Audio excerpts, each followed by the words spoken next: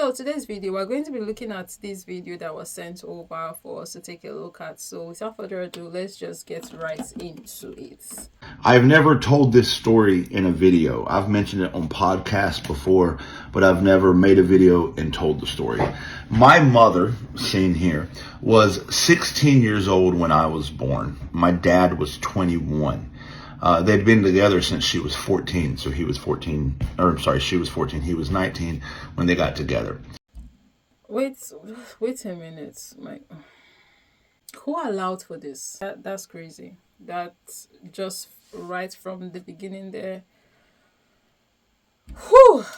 You guys have heard me talk about my dad before. He was very racist. My mother will tell you the same. And my mother, being very young and uneducated, she just kind of went along with whatever my dad did. And he was also abusive. My mother was abused. And I talked to her before I made this video to make sure that she's okay with me telling that part of her story.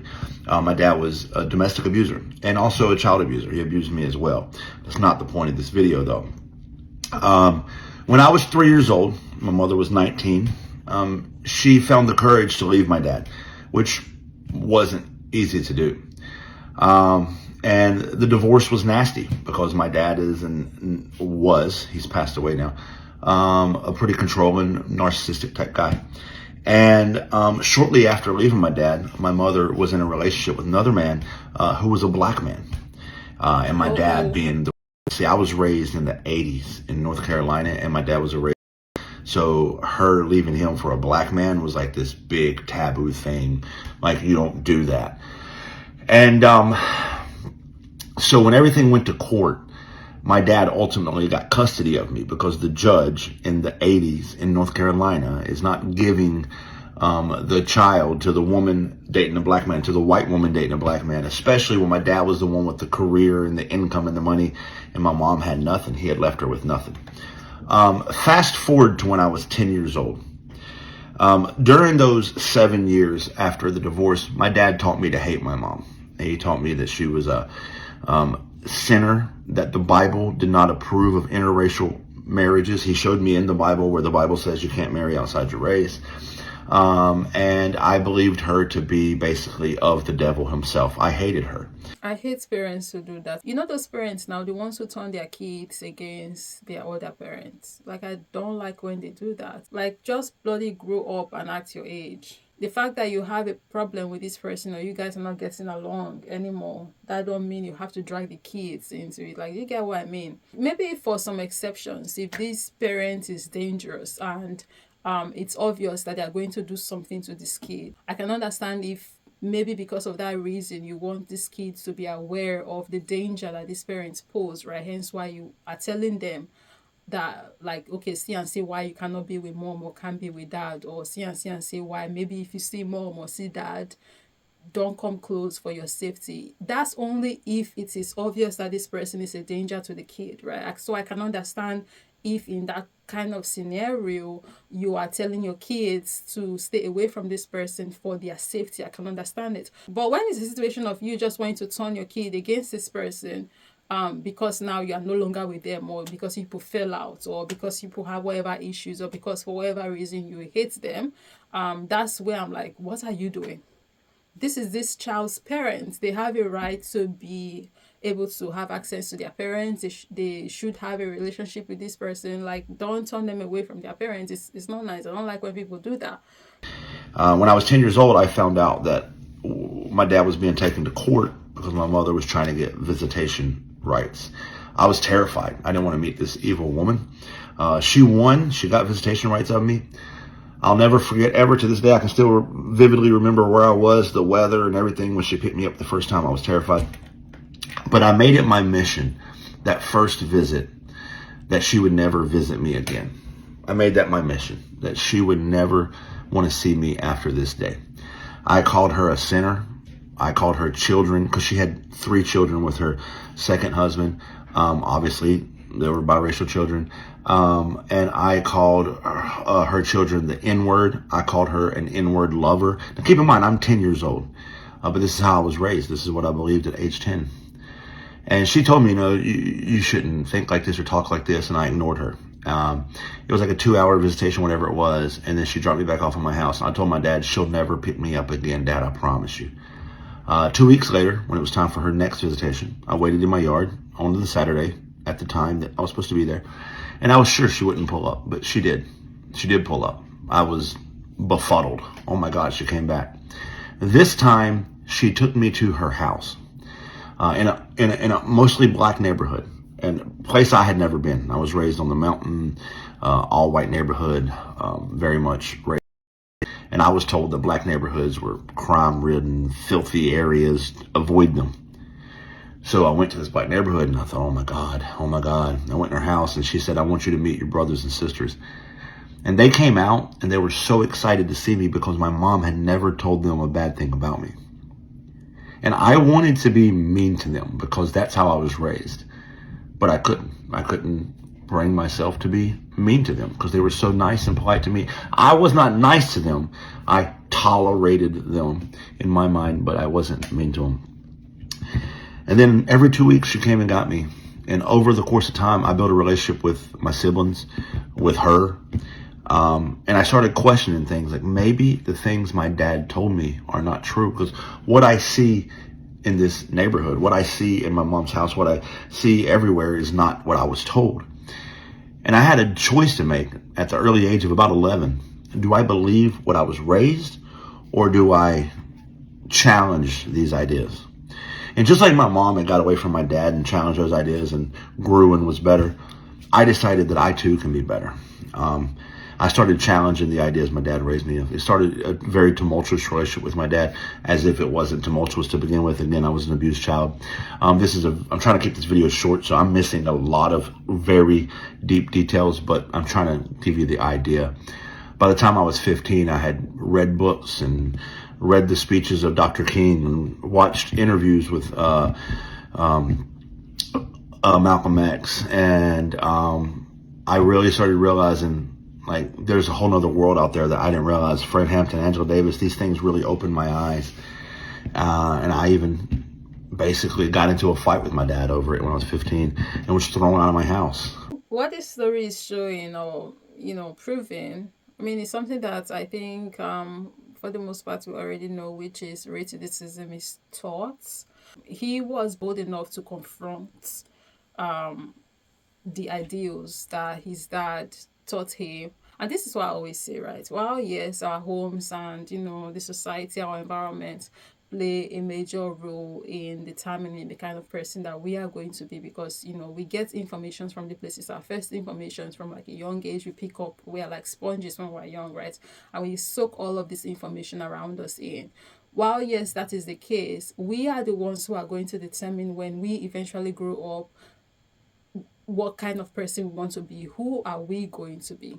He got to that point where he had to sit down with himself and do some reflection and evaluate the information he's received, right? And the one he's receiving now, and put one and two together. He did the math and then he decided on the person he wanted to be, which thankfully good for him. He decided to be a better person than his dad, better person than the people from where he grew up, right? But there are people who are going to get to this same point where he found himself, and they are not even going to do the whole introspection thing, not to talk about like turning a new leaf or choosing to be better. They just choose to be the person that they were molded to be. And I think that's somewhat of like maybe what the moral lesson of this story is, at least what I'm picking up. There's still some couple seconds left to the rest of the clip, which I'm going to be sharing, right? That at the end of the day, we decide on the person that we want to be. There's only little that we can say, oh, the society or your parents. But it gets to a point where you have to take accountability for your life, and you have to now be responsible for the person, your choices, and the person that you are, the person that you intend to be moving forward. And he did share that his mom helped play a major role in helping him get here, and that he doesn't know if he would have gotten to this point if his mom had not helped him, which you are going to be hearing all of that when the rest of the clip roles. But I do want to say at this point that, in as much as, yes, thanks to his mom, he was able to, receive this eye opening that triggered the introspection that he started doing and reading that he started doing. But there are people still, on the point I was making earlier, that are going to maybe have this exact same experience, but it would not make much of a difference, right? How many times have we seen lately these parents on TikTok coming out talking about how they don't understand how their children are rated deceased, for example, or pro MAGA and pro Trump, because they aren't, right? I've seen a few videos of mothers talking about this, and sometimes even of kids talking about how they don't understand how their parents are rated deceased and pro-Trump, and they have all of these dangerous, wicked, and evil ideologies, but they turn out different, right? Because they decided to be different. And that's the point I'm trying to make, that regardless of whatever upbringing we receive growing up, or whatever it is that we are taught, or whatever it is that is being perpetuated in society, we are the ones who decide at the end of the day the kind of person that we are going to be, whether good or bad. So while, yes, his mom deserves all of that credit for being a good parent, being a good human being, and trying to make sure that her child is on the right path, trying to lead him, to the right path. But I also want to give him his credit, because at the end of the day, he was the one who decided that he wanted to be a better person. And I guess this is a call to action for us to, decide to be the good we want to see in this world, decide to be the positive we want to see in this world, decide to choose better than the people that came before us. So now I'm just going to stop talking now and let the rest of the clip roll. And I even basically got into a fight with my dad over it when I was 15 and was thrown out of my house. But my deconstruction process had begun, and it has continued for the past, 27 years. I'm 42 now. And it's all thanks to my mom. Just being a mom. Just showing up. And I've never had like the closest relationship with my mom because the story I just told you. But I've been friends with her now for, how old is that? 25 years. And I just want to say thanks for showing up. Thanks for not giving up on me. I may have never challenged my ideas and beliefs and may have been stuck in the same trap that, I was born into, and I wasn't. So thanks, Mom. Happy Mother's Day. I'm glad that the mom did not give up on him, because she could have, maybe easily just decided that, what, I'm not going to deal with this. He's with his mom anyways, sorry, dad anyways, and, he'll be fine. I mean, he probably would not have been, probably wasn't. Definitely easy, because he said he was abused, right? So, like, that's that. But the mom at least like making that effort to be present in his life the little way she can, even though it's just that small visitation slot she had here and there. She made very big impact, and I'm glad that he had that. Shout out to Dami for sending this video in. I really don't know what more I can see at this point of the video. Let's see what people are saying in the comment section. My mom raised me anti-rated deceased. She left my rated deceased dad when I was 2. A black man taught me how to be a man. My family is rated deceased as well, mostly making comments. I decided to educate myself and get new experiences, and I have found the opposite of what they said. I have friends from all different cultures, and my life is better for it. Just shows how much racism is taught. Exactly what I said earlier. Your mother gave you unconditional love and you found your way home. True.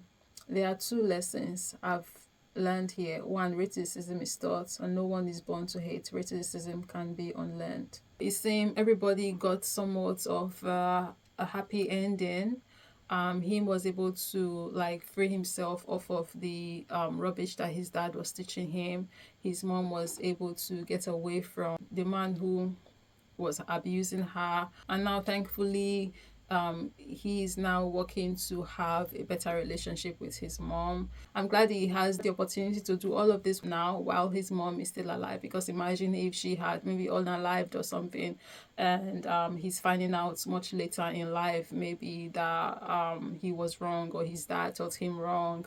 How much regrets and pain he would have had to carry along with him for the rest of his life, right? So on that note, I'm glad things went, somewhat better, and there's hope for things to get a lot more better in the future. And also when you think about the fact that, like, this his mom was groomed by that man, that's terrible. But yeah, that's today's video. Let me know down below in the comment section what your thoughts are. I'll be catching you in the next one. Bye.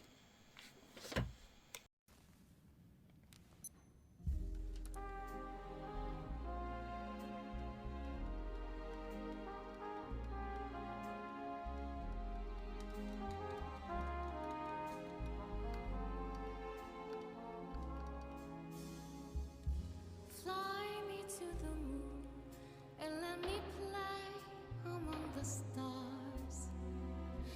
Let me see what spring is like on Jupiter and Mars. In other words, hold my hand. In other words, darling, kiss me.